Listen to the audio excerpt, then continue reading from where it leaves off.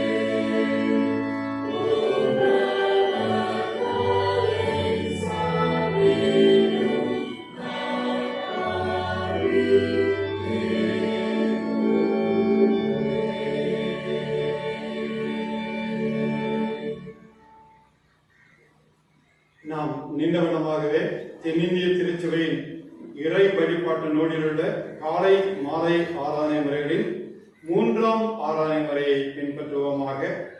கடவுளை தொழுவோம், நின்றவனமாகவே ஜெபிப்போம். 2ஆம் சுருக்க ஜெபம், பக்கம் 96. எங்கள் பரமபிதாவாகிய சரவணமுள்ள கடவுளே, உம்மில்தான் எங்கள் நெஞ்சம் இடைப்பாதலும் சமாதானமும் பெறும். உம்மை தொழும் நேரத்தில் உம்மை நீர் வெளிப்படுத்த உம்மை கெஞ்சுகிறோம். உமது ஆவிக்குரிய வரங்களை எங்களுக்கு தாரும். அமைதியான தூய நேரம் எங்களுக்கு பரலோக காரியங்களில் பலன் உண்டாக்க செய்யும். நீர் செய்ய தந்துள்ள வேலையை நாங்கள் செய்து முடிக்க எங்களை புதுப்பித்து பலப்படுத்தும். எங்கள் ஆண்டவர் இயேசு கிறிஸ்துவின் மூலம் வேண்டிக் கொள்கிறோம். ஆமென். பாவ அறிக்கை. நாம் அமைதியாக இருந்து நமது பாவங்களை சற்று நேரம் ஆண்டவருடைய பாதப்படி அன்றையிலே நம்மை அறிக்கை செய்வோமாக.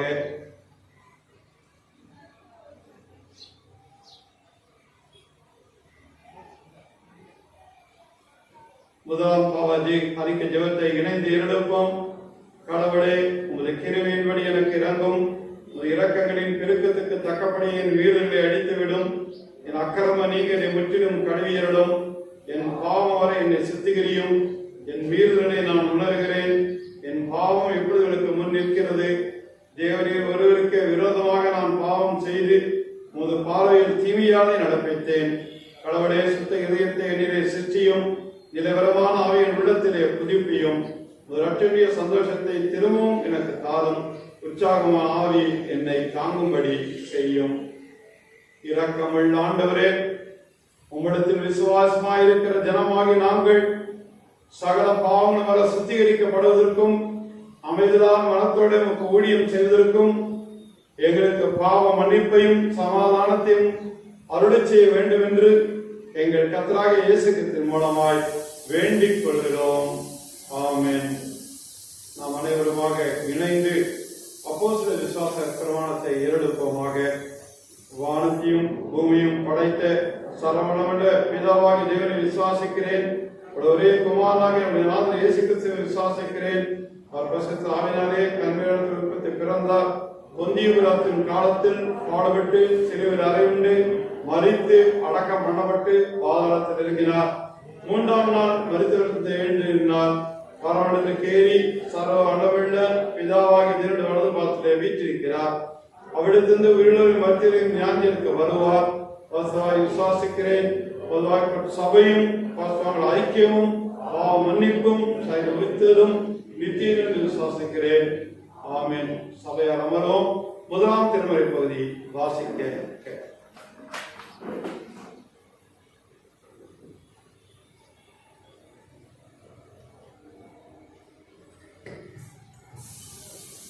வாசிக்கும்படியாக தெரிந்து கொள்ளப்பட்ட முதலாம் திருமறை பகுதி மல்கியா 2ஆம் அதிகாரம் வசனங்கள் 15 முதல் 17 வரை. மல்கியா 2ஆம் அதிகாரம் வசனங்கள் 15 முதல். பக்கம் 1105.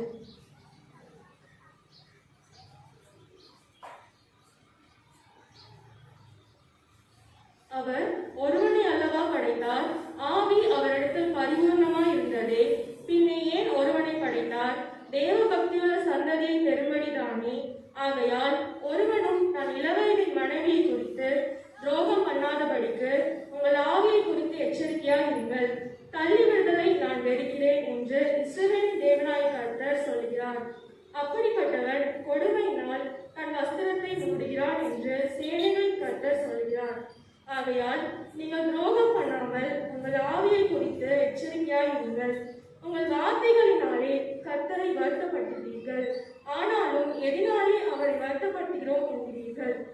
பொல்லாப்பை செய்கிறவன் எவனும் கர்த்தரின் பார்வைக்கு நல்லவன் என்றும் அப்படிப்பட்டவர்கள் பேரில் அவர் பிரியமாயிருக்கிறார் என்றும் நியாயம் தீர்ந்த தேவன் எங்கே என்றும் நீங்கள் சொல்கிறதுனாலேயே என்றார் என்பதை வாசிக்கும்படியாக தெரிந்து கொள்ளப்பட்ட முதலாம் திருமறை பகுதி வாசித்து வந்தது. தேவனை மகிமையுண்டாவதாக. நாம் அனைவருமாக எழுந்து நின்று கர்த்தருடைய ஜெபத்தை ஏறெடுப்போமாக.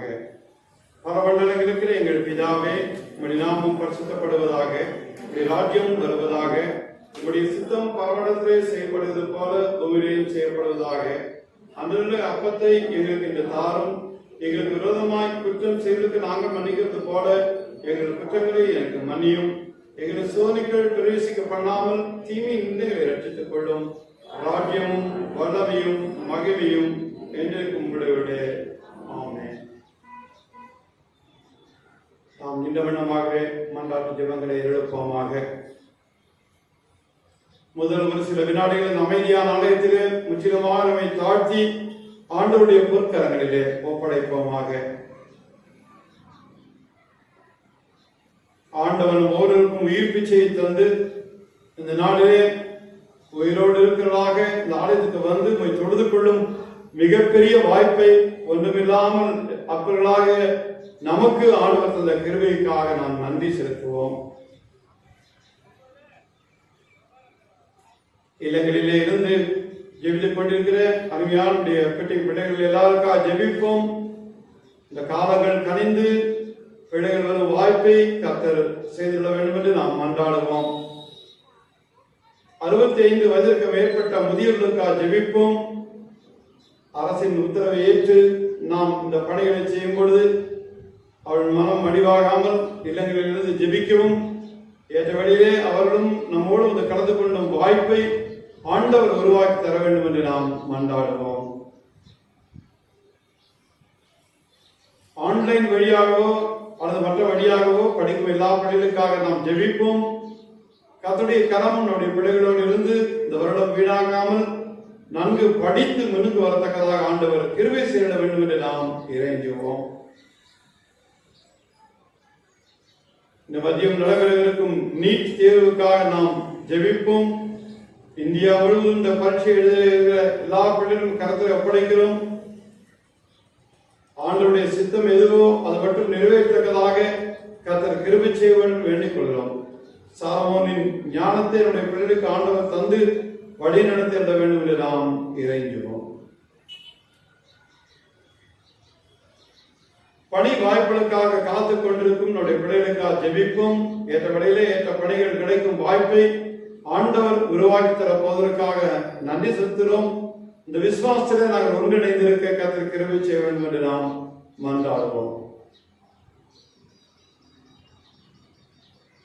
உடல்நல குறைவாக மருத்துவமனையில் அனுமதிக்கப்பட்டிருப்பவர்கள், அதே போல பல விதமான கடின பாட்டினால் இல்லங்களில் இருப்போர் ஒவ்வொரு காரணம் ஜெபிப்போம். அவர்கள் மிக விரைவிலே பரிபூரண சுகபலன் பெற ஆண்டவர் உதவிட வேண்டும் என்று நாம் வேண்டுதல் செய்வோம். கடந்த வாரத்திலே ஆண்டவருடைய நாட்டுக்கு எடுத்துக் கொள்ளப்பட்ட ரெவரண்ட் தேவதாஸ் சபாவை ஐயாவுக்காக நாம் ஜெபிப்போம். சில வாரங்கள் இந்த ஆலயத்துக்கு வந்து சேவை செய்து நினைவு கூறுகிறோம். அவருடைய பிள்ளைகளுக்காக பேர பிள்ளைகளுக்காக துக்கத்திற்கிற குடும்பத்திற்காக ஜெபிப்போம். அவளுக்கு ஆதரவையும் தேதியும் ஆண்டவர் தந்து 82 ஆண்டுகள் இந்த உலக வாழ்க்கையை முடிக்கத்தக்கதாக கிருபை செய்து நன்றி செலுத்துகிறோம். இந்த பேராசீர்வாதம் பிள்ளைகளுக்கும் பேர பிள்ளைகளுக்கும் தொடர ஆண்டவர் அனுமதித்து தந்து வழிநடத்த வேண்டும் என்று நாம் வேண்டிக் கொள்வோம். உடல்நல குறைவாக மருத்துவமனையிலே அனுமதிக்கப்பட்டு ட்ரீட்மெண்ட் எடுத்துக் கொண்டிருக்கும் ரெவரண்ட் எபினேசர் மணி ஐயாவுக்காக நாம் ஜெபிப்போம்.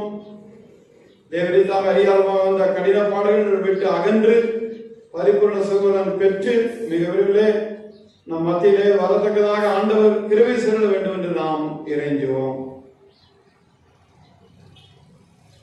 இதே போலத்தை நமக்கு தெரிந்த தெரியாத எல்லா மக்களுக்காக நாம் ஜெபிப்போம்.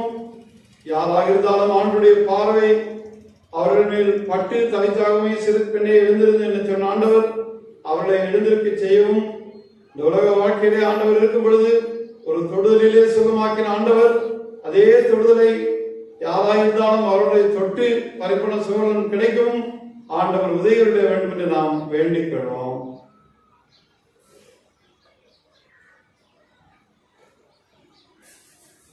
பல்வேறு பணிகளுக்காக அனுதினமும் சென்று கொண்டு வந்திருக்கும் நம்முடைய திருச்சபையுடைய மக்களுக்காக ஜெபிப்போம். அன்றாட பணி, மாதாந்திர பணி, வாராந்திர பணி என்று சென்றாலும் ஒரு நாளும் செல்லும் பொழுதும் வரும்போதும் கர்த்தருடைய கரம் அவளோடு இதை வழிநடத்தவும், எந்த ஆபத்துக்களோ விபத்துக்களோ கேடுகளோ மோசமோ போகும்போதும் வரும்போதும் வராமல் ஆண்டவர் பாதுகாத்து வழிநடத்திட வேண்டும் என்று நாம் வேண்டிக் கொள்வோம்.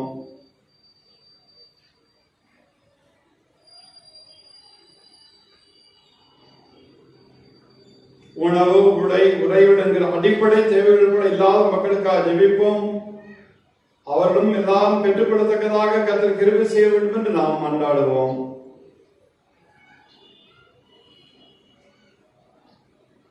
இந்த வாரத்திலும் உங்களது பிறந்த நாட்களை, திருமண நாட்களை காண்கிற மக்களுக்காக, பல்வேறு காரியங்களுக்காக சோத்திர காணிக்க செலுத்த மக்களுக்காக ஜெபிப்போம். எந்த நோக்கத்திற்காக செலுத்துகிறார்களோ நிறைவேறத்தக்கதாக கர்த்தர் கிரியை செய்ய வேண்டும் என்று நாம் இறைஞ்சுவோம்.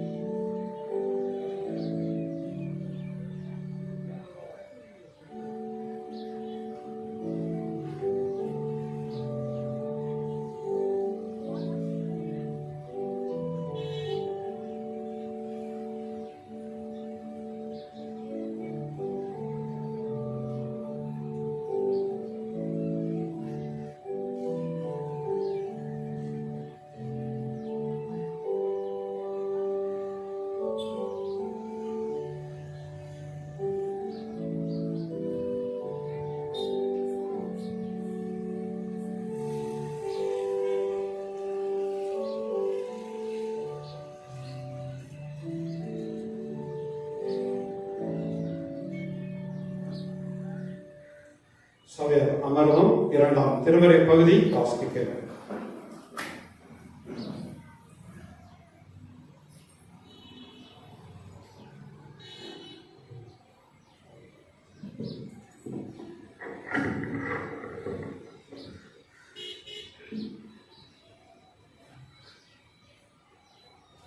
வாசிக்கும்படியாக தெரிந்து இரண்டாம் திருமறை பகுதி 1 தீமோத்தேயு 1:10 முதல் 13 வசனங்கள். 1 தீமோத்தேயு 1வது அதிகாரம் 10 முதல் 13 வசனங்கள். பக்கம் 286. தேசிக்கல்லருக்கும் ஆண் புணர்ச்சிக்காரருக்கும் மனுஷரை திருடுகிறவர்களுக்கும் பொய்யருக்கும் பொய்யான இளையர்களுக்கும் நித்தியானந்த தேவனுடைய மகிமையான சுவிசேஷத்தின்படி எனக்கு ஒப்புவிக்கப்பட்டிருக்கிற ஆரோக்கியமான உபதேசத்திற்கு எதிரியாக இருக்கிற மற்றெந்த செய்கைக்கும் விரோதமாக விதிக்கப்பட்டிருக்கிறது. என்னை பலப்படுத்துகிற நம்முடைய கர்த்தராகிய இயேசு கிறிஸ்து என்னை உண்மையுள்ளவருக்கு எண்ணி இந்த ஊழியத்திற்கு ஏற்றபடியால் அவரை சோத்தரிக்கிறேன். முன்னே நான் தூசிக்கிறவனும் துன்பப்படுத்துகிறவனும் கொடுமை செய்கிறவனுமாய் இருந்தேன். அப்படியா இருந்தும் நான் அறியாமல் விசுவாசத்தினால் அப்படி செய்தபடியினால் இரக்கம் பெற்றேன். வாசிக்கும்படியான தெரிந்து கொள்ளப்பட்ட வேதப்பாடம் வாசிக்க முடிந்தாயிற்று. தேவனுக்கே மகிமை உண்டாகிறார்.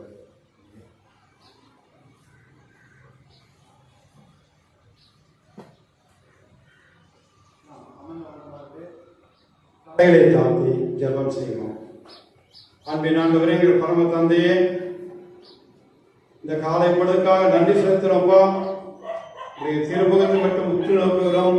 நீர் பேசப் போகிறீர், நாங்கள் கேட்கப் போகிறோம். இந்த ஜீவ வார்த்தைகள் அதற்கு எல்லாருக்கும் பிரயோஜனமாக இருக்க கருவி செய்கின்றேன். இயேசுவின் தாழ்பணிந்து மன்றாடுகிறோம் தந்தையே. அன்பான திருச்செய் மக்கள் யாவருக்கும் ஆண்டவராக இயேசு கிறிஸ்துவின் இனிய பெயரிலே மீண்டும் காலை வாழ்த்துக்கள் உங்களோடு பகிர்ந்து கொள்வதில் மகிழ்ச்சி அடைகிறேன். நாட்கள் பொருளாதாரங்களாக இருக்கிறபடியால் காலத்தை பிரயோஜனப்படுத்திக் கொள்ளுங்கள் என்கிற வசனத்தின் அடிப்படையில ஒவ்வொரு நாளும் நமக்கு ஒரு அகழ், ஒரு பெரிய மலையை கடந்து வந்த மாதிரி தான். இருப்பினும் ஆண்டவர் உங்களையும் என்னையும் ஆசீர்வதித்து அரவணைத்து பாதுகாத்து பராமரித்து இம்மட்டுமாக கண்ணின் கருவியை போல வழிநடத்தி வருவதற்கு நாம் ஆண்டவருக்கு இணைந்து நன்றி செலுத்த வேண்டியதாக இருக்கிறோம். இந்த நாளிலே கர்த்தருடைய உதவியோடு உங்களோடு பேச தெரிந்து கொள்ளப்பட்ட தலைப்பு என்னவென்றால் ஆண்டவராகிய இயேசு கிறிஸ்துவுடைய வார்த்தைகள் என்பதாகும். நினைக்கிறார் எல்லாமே ஆண்டவருடைய வார்த்தை தானே, எல்லாமே வேற ஏதாவது பைபிள் இருக்காது. எல்லாமே ஆண்டவருடைய வார்த்தைகள் தான். ஆனால் இன்று பார்க்க போகிறது சில சிறப்பு வார்த்தைகளை ஆண்டவர் ஸ்பெசிபிக்கா எதற்காக சொல்லியிருக்கிறார் என்பதை சற்று ஆழமாக நீங்களும் நானும் இணைந்து பார்க்கப்படுகிறோம். ஜீசஸ் வேர்டிங்ஸ் என்று நாம் இதை அழைக்கிறோம். முதலாவதாக சத்திய வார்த்தைகள். ஆண்டவருடைய வார்த்தையே சத்தியம்தான், அது எந்த மாற்று கருத்து இல்லை.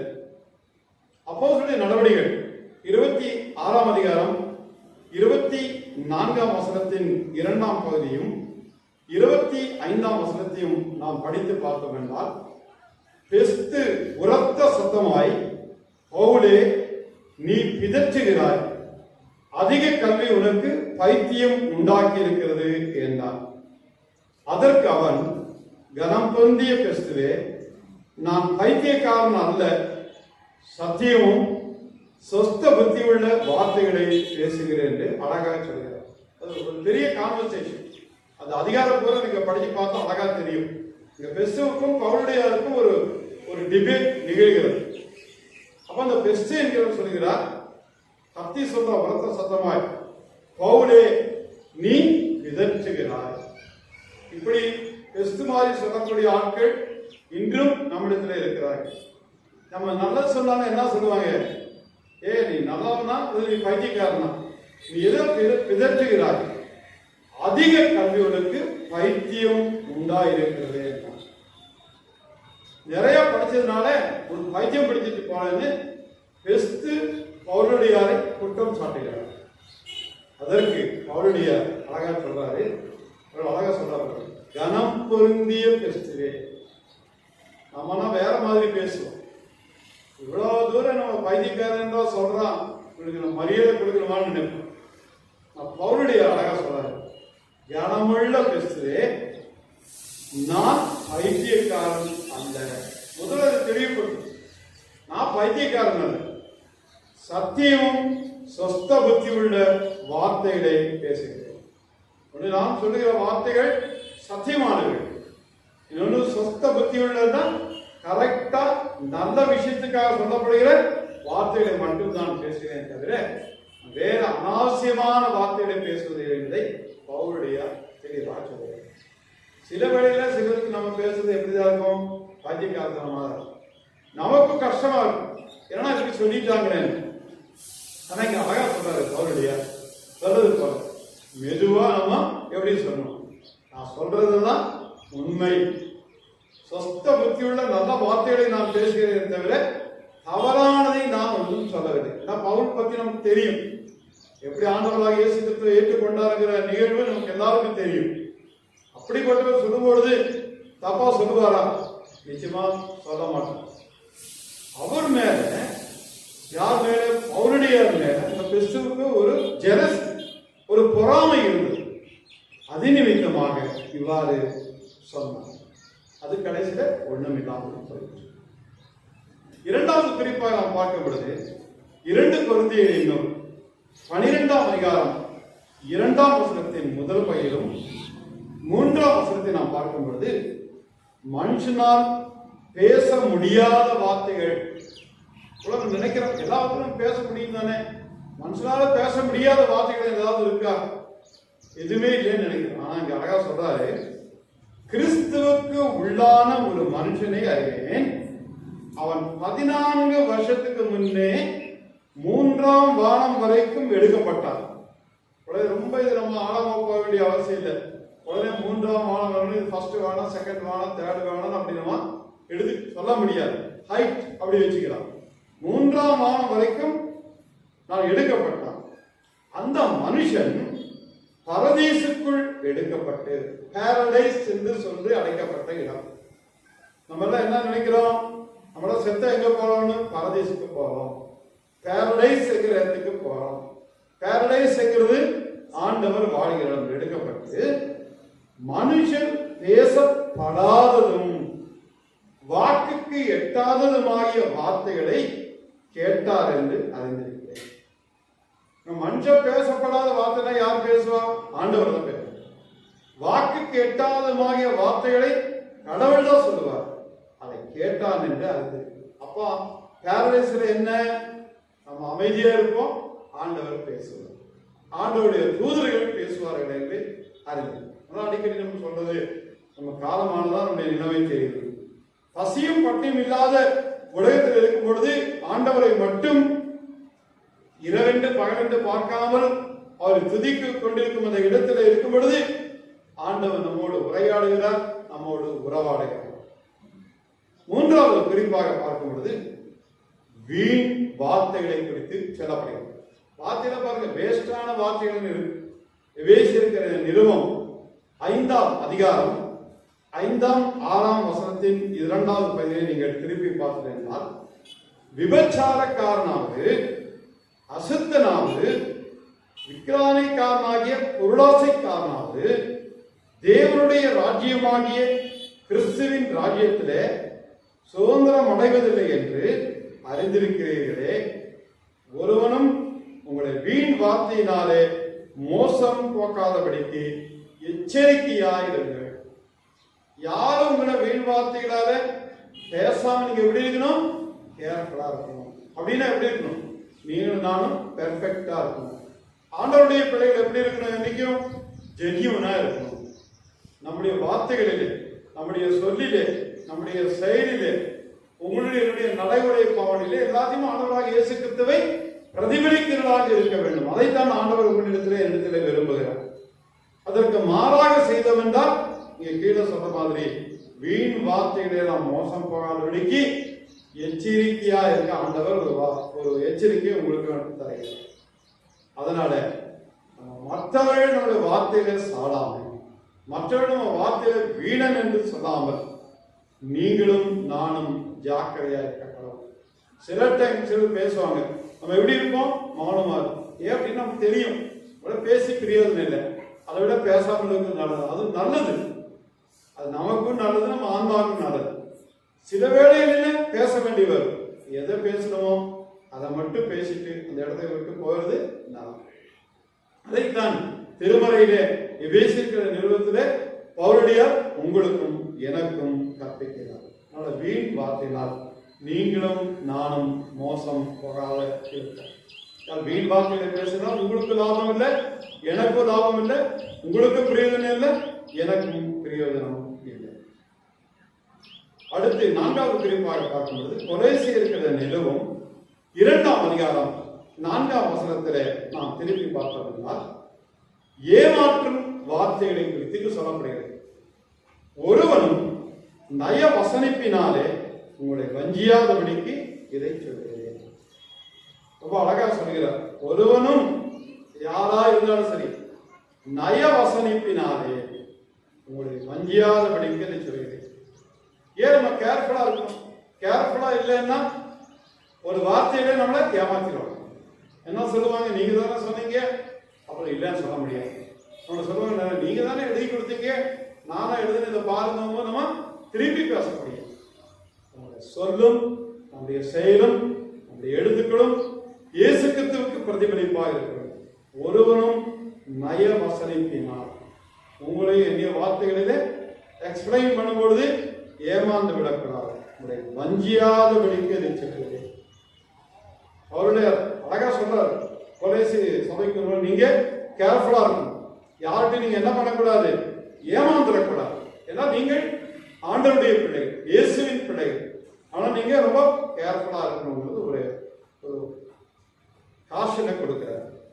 5வது குறிப்பாக பார்க்கும்போது அதே பவுலடியார் 1 தெசலோனிக்கேயர் நிறுவம் 2ஆம் அதிகாரம் 5ஆம் வசனத்தின் முதல் பகுதியை பார்த்தோம் என்றால் இச்சகமான வார்த்தைகளை குறித்து இங்கு சொல்லப்படுகிறது.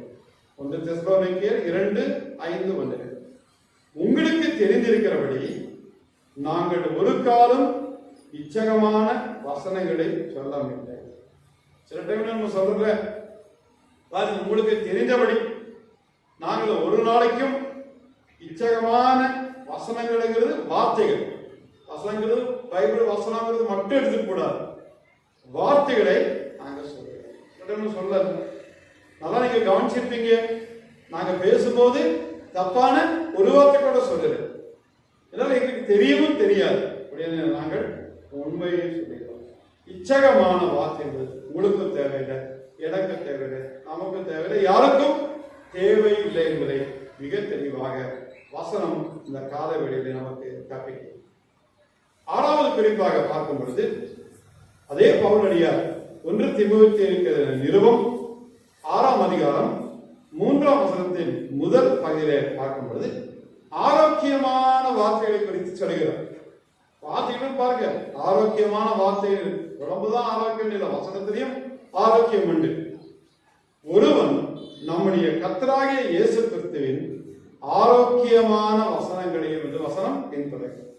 அப்போ ஒரு மனுஷன் கர்த்தராகிய இயேசு கிறிஸ்துவின் ஆரோக்கியமான வசனம் இதான் முதலே சொல்லிட்டு, இந்த பைபிளுக்கு அத்தனையும் ஆண்டவரால் கொடுக்கப்பட்ட வசனம். எதிரியும் பொய் இல்லை. ஆண்டவர் நேற்றும் இன்றும் என்றும் மாறாதவராய் இருக்கிறார். மனிதன் மாறக்கூடியவராய் இருக்கிறார். ஆண்டவர் மாறாதவராய் இருக்கிறார். அவர் சொன்னதுதான். அவர் எஸ்னா எஸ், நோனா நோ. அதனால அழகா சொல்றாரு, உள்ளதை உள்ளதென்றும் இல்லதை இல்லதென்றும் சொல்லுவோம். நம்ம கூட்டியோ குறைச்சியோ நீங்களும் நானும் சொல்ல வேண்டிய அவசியம் இல்லை. சொல்றேன், இருக்கிறது இருக்குமா சொல்லுங்கம்மா, ஐயா இருக்கிறத இருக்கிற மாதிரி சொல்லுங்க. கூட்டினாலும் டேஞ்சரு, குறைச்சாலும் டேஞ்சர். ஆசிட்டிஸ் என்ன இருக்கு அதை சொல்லுங்க. அதனால நம்முடைய கர்த்தராகிய இயேசு கிறிஸ்துவின் ஆரோக்கியமான வசனங்களை நீங்களும் நானும் பயன்படுத்தப்படாது. ஒருத்தரோடு உட்கார்ந்து பேசும்பொழுது ஒரு பைபிள் வசனமாவது வருதானப்பா, நீங்க நல்லா இருங்க, உங்க குடும்பம் நல்லா இருங்க, யோசுவை போல குடும்பத்தை போல நீங்க இருங்க என்று ஒரு வார்த்தையை சொன்னாலும் ஆசீர்வாதம். ஒரு இல்லத்துக்கு சொல்லும் பொழுது திருமறை என்ன கற்பிக்கிறது? சமாதானத்தோடு நீங்கள் வாழ்க்கை செல்லுங்க, இந்த குடும்பத்திற்கு சமாதானம் உண்டாக கடவுள் என்று நீங்கள் சொல்லுங்கள், எக்காண்டு நீங்கள் சபிக்காதிருங்கள் என்று சொல்லப்பட்டது. சமாதானத்தை ஆண்டவர் உங்களுக்கும் விளக்கம் தந்திருக்கிறார். நம்மளும் ஒரு குடும்பத்துக்கு போகும்போது சமாதானம் சொல்லணும். இந்த வீட்டை விட்டு வெளியில வரும்பொழுது சமாதானம் உங்களோடு இருப்பதாக என்று சொல்றாரு. அப்பொழுதுதான் உண்மையான கிறிஸ்தவர்கள் என்பதற்கு நமக்கு அர்த்தம். சமாதானம் என்பது அடிக்கடி சொல்றதுக்கு தெரியும். தனி மனித சமாதானம் இதயத்தில் பிறக்கிறது, குடும்ப சமாதானம் ஃபேமிலியில் இருக்கிறது. அதே போல திருச்சபை சமாதானம் திருச்சபையில் இருக்கிறது, வெளியுலகத்தில் இருக்கிறது. எல்லாருக்கும் நம்ம கொடுக்கிற சமாதானம் பாருங்க, நம்ம எவ்வளவு நல்லா இருக்கிறாங்க. அவர்களை போல நாமும் இருக்க வேண்டும் என்று நம்மை பார்த்து ஒருத்தர் சொன்னாங்கன்னாலும் மனசு. 7வது குறிப்பாக 2 தீமோத்தேயு 1ஆம் அதிகாரம் 13ஆம் வசனத்தில் பார்க்கும்போது விசுவாசத்தின் வார்த்தை. உங்க பேசிக்கே விசுவாசம் தான். நீ கிறிஸ்து இயேசுவை பற்றும் விசுவாசத்தோடும் அன்போடும் இடத்தில் கேட்டிருக்கிற ஆரோக்கியமான வசனங்களின் சட்டத்தை கை கொண்டது. இங்கே வந்து ஆரோக்கியம் வருது. ஆனா குறிப்பா அந்த வசனத்தில் என்ன வருது? கிறிஸ்து இயேசுவை பற்றும் விசுவாசத்தோடு. நம்முடைய பற்றுறுதியே என்ன? விசுவாசம் தான். கண்ட பாட்டு, ஆனா நம்ம நம்புறோம். ஆண்டவர் ஆவிமயமாக இங்க இருக்கிறார். அவர் கண்ணுக்கு தெரியலனாலும் கிரியை செய்கிறார். பிதாவாகிய தேவன், குமாரனாகிய கிறிஸ்து, தூய ஆவியானவர் நம்ம உள்ளத்தில் இருக்கிறார். நம்மிடத்துல கிரியை செய்கிறவர். அவர் தான் இயக்கம். ஒரு இடத்துக்கு கூட்டிட்டு போகும்போது அவர் தான் கூட்டிட்டு போறாரு. கூட்டிக் கொண்டு வரும்போதும் நம்ம அவரை தான் அழைத்து கொண்டு வருகிறார். தனியா போனாலும் சரி, குடும்பமா போனாலும் சரி, திருச்சபையா போனாலும் சரி, எப்படி போனாலும் சரி, ஆண்டவர் தான் உங்களையும் என்னையும் அழைக்கிறார்களே, மறந்து விடக்கூடாது. அதனால சொல்ல, நீ கிறிஸ்து இயேசுவை பற்றும் விசுவாசத்தோடு. அந்த பற்றுறுதி, இந்த விசுவாசம், நம்பிக்கை. ஆண்டவர் ஒரு நாள் ஒரு காலம் கைவிட மாட்டார். இந்த கணவரை கைவிட மாட்டார், இந்த மனைவியை கைவிட மாட்டார், பிள்ளைகளை கைவிட மாட்டார். பிள்ளைகள், பேர பிள்ளைகள், திருச்சபை மக்களை ஆண்டவர் ஒருபோதும் கைவிட மாட்டாருங்கிற ஆணித்தரமான அசைக்க முடியாத அந்த பற்றுறுதி, விசுவாசம், நம்பிக்கை இருக்கு. நம்பிக்கை இல்லைன்னா நீங்களும் நானும் வாழ்ந்து பிரயோஜனம். அந்த நம்பிக்கையில நீங்களும் நானும் ஸ்டேபிளா உறுதியா இருக்க வேண்டும் என்று அழைக்கப்படுகிறது. அதோடு விசுவாசம் மட்டுமல்ல, அன்போடும். திரும்பி திரும்பி பாருங்க, ஒரு வாரமா அதான் வந்து 10 கட்டளையுடைய சுருக்கமே அன்பு. அன்பு இல்லைன்னா எல்லா பிரச்சனையும் இருக்கு. அன்பு இருந்ததுன்னா எந்த பிரச்சனையும் இருக்கும். அன்பு உங்ககிட்ட இருக்கா, என்கிட்ட இருக்கிறா, உங்க டூப்ளிகேட்டா இருக்கிற மாதிரி யாருக்கு தெரியும்? ஆண்டவருக்கு தெரியும். உண்மையாகவே நான் அன்பை செலுத்துறேன்னா ஆண்டவர் இந்த ஆசீர்வாதத்தை எனக்கு கொடுப்பார். உண்மையாகவே நீங்கள் ஒருவருக்கொருவர் அன்பு செலுத்தினாலும் நீ உண்மையாக ஆயுத அன்பு செலுத்தினாலும் ஆண்டவருக்கு தெரியும். இந்த ஆசீர்வாதத்தை நிச்சயமாக ஆண்டவர் உங்களுக்கு தருவார். அன்பினால ஆகாத காரியம். நான் உங்களுக்காகவும் நீங்கள் எனக்காகவும் ஜெபிப்பது யாருக்கு தெரியும்? ஆண்டவருக்கு தெரியும். நீ எங்கேயும் போய் நோட்டீஸ் போட்டு ஒட்ட வேண்டிய அவசியம் இல்லை. நான் உங்களுக்காக ஜெபம் பண்றேன் அப்படின்னு.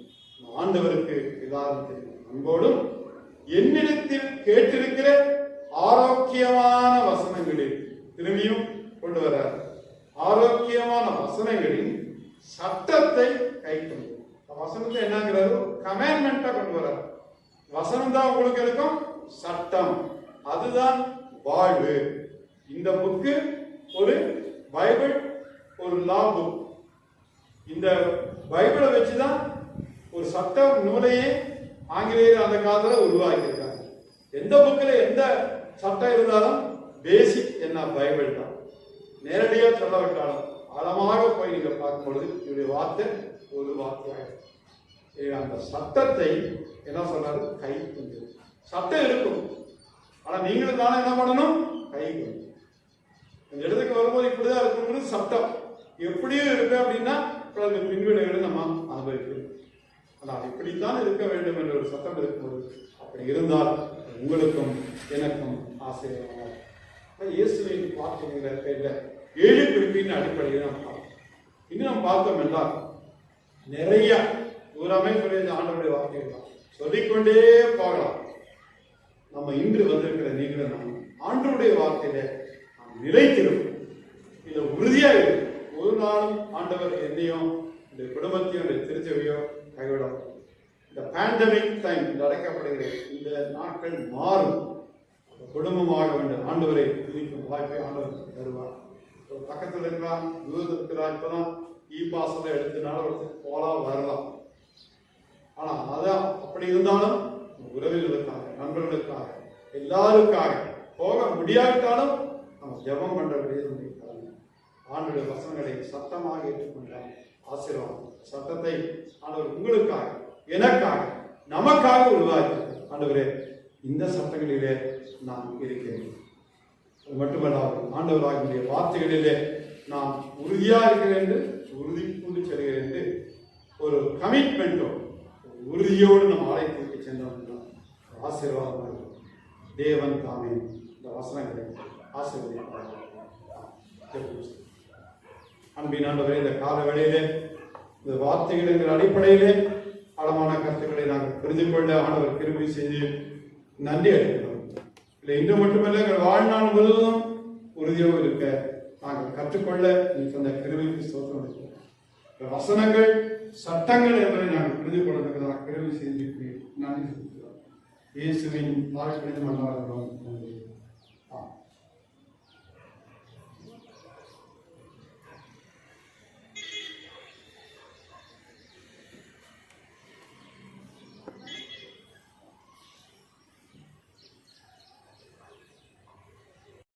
ஆசிர்வதியும் என்ன நோக்கத்திற்காக நன்றி காலத்தை செலுத்திருக்கிறார்களோ உச்சத்திலிருந்து உள்ளங்கால் வரை இந்த குடும்ப மக்களை ஆசீர்வதியும் நிறைவேறத்தக்கதாக கிருபைத்தார். இந்த கடத்தில் ஒன்றும் இல்லையப்பா, இந்த கடத்தில் எல்லாம் உண்டு, நீர் சொல்ல ஆகும், கட்டளையிட இருக்கும் என்று நினைத்திருக்கிறோம்.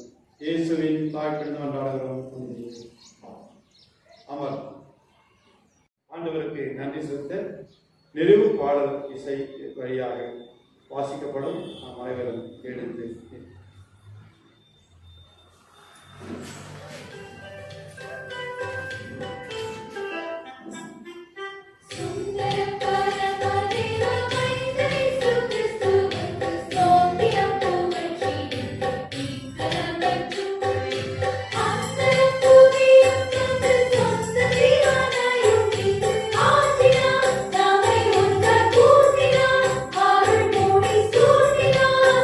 Hallelujah.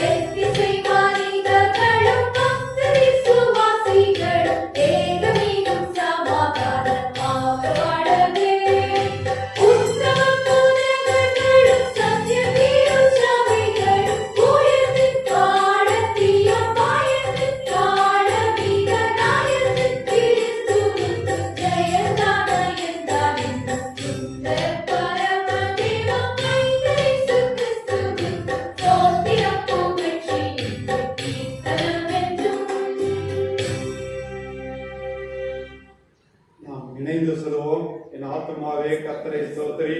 என் முழு உள்ளமையுடைய பரிசுத்த நாமத்தை ஸ்தோத்திரி. என் ஆத்துமாவே கர்த்தரை ஸ்தோத்திரி. அவர் செய்த சகல உபகாரங்களையும் மறவாதே. ஆமென். நம்முடைய ஆண்டவராகிய இயேசு கிறிஸ்துவுடைய கிருபையும் பிதாவாகிய தேவனுடைய அன்பும் பரிசுத்த ஆவியினுடைய அந்யோன்ய ஐக்கியமும் வழிநடத்தலும் சமாதானம் மனவரோடும் நம்மை சார்ந்த எல்லா இடங்களில் உள்ள அகில உலக மக்களோடும் இன்றும் என்றும் எப்பொழுதும் சதா காலங்களிலும் நீடித்து நிலைத்திருப்பதாக. ஆமென். ஆமென்.